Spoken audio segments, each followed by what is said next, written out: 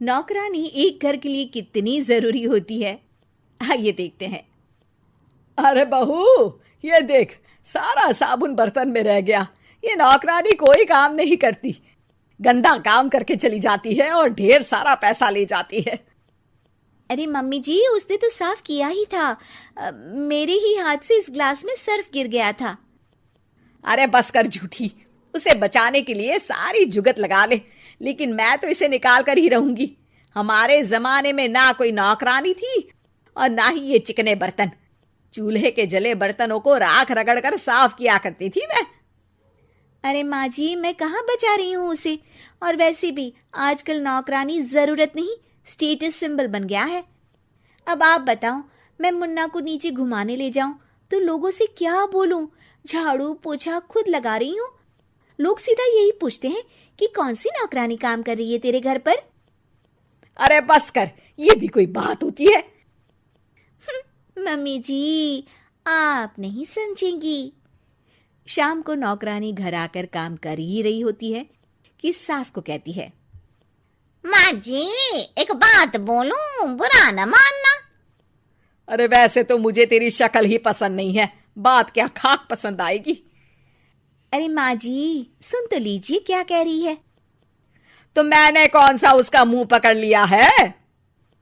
अरे माँ जी, वो लाल साड़ी पहनती हो ना, ना पहना करो। सास का गुस्सा अब तो 7वें आसमान पर होता है। अरे वाह जी वाह, क्यों ना पहना करूं? और तू होती कौन है ये बताने वाली कि मैं क्या पहनूं क्या ना पहनूं? अरे माँ जी, पूरी बात तो सुन लो, वो बोलना क्या चाह रही है। अरे बुरा न मानो आंटी जी। अरे कौन है आंटी? अपनी उम्र देखी है तूने? 2-4 साल ही छोटी होगी मुझसे और मुझे आंटी बोल रही है। बहू सर पर हाथ रख लेती है। अरे अच्छी खासी उम्र दराज हो और आंटी ना बोलूं? मैं तुम्हारी बहू से भी 4 साल छोटी हूँ। क्यों दीदी? बोलती भी क्या, एक तरफ सास यानी पति की माँ, तो दूसरी तरफ नौकरानी जिसके बिना घर का काम नहीं चल सकता। वो दरअसल माँ जी की शादी भी बहुत जल्दी हो गई थी ना।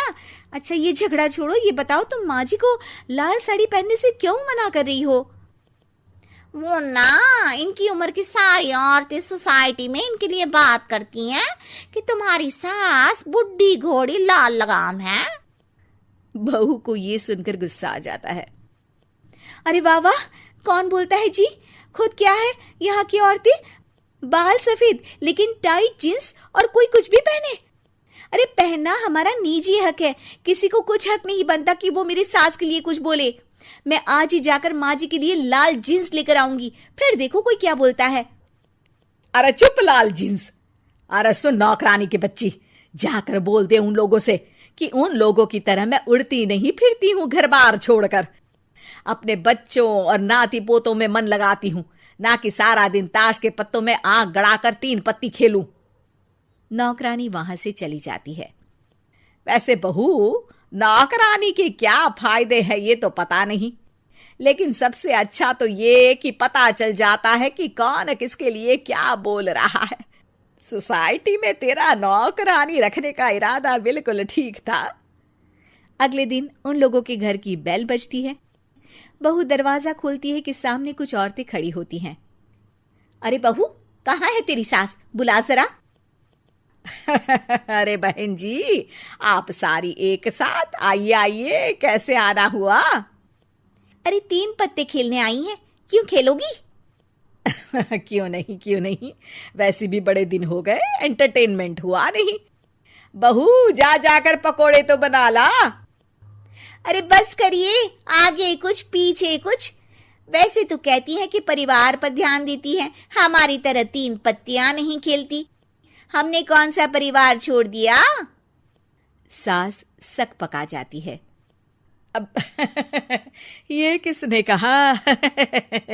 मैं तो कहती हूँ कि मैं भी थोड़ा बाहर निकलूं। आपने ही तो कमला नौकरानी से ये सारी बात की थी। सास और बहू को अब सारी कहानी समझ आ जाती है कि सोसाइटी की औरतें क्यों भड़क रही हैं। माफ करिए आंटी, मैं छोटी हूँ, लेकिन फिर भी पहले तो आप लोगों ने माँ की लाल साड़ी का मजाक उड़ाया था ना। हाँ हाँ, उड़ाया था, लेकिन उससे पहले तो तुम लोगों ने हमारी जीन्स के बारे में बात की थी। अरे क्यों ना पहने हम जीन्स, तुम्हारे पैसों की थोड़ी ना है। सास और बहू सर पकड़कर बैठ जाती है। देखा बहू, ये खेल कर गई तेरी नौकरानी, यहाँ की बात वहां तो वहां की बात यहाँ। दोनों किसी तरह औरतों को समझा बुझाकर घर भेजती है और कसम खाती है कि नौकरानी को नौकरानी ही रहने देंगी।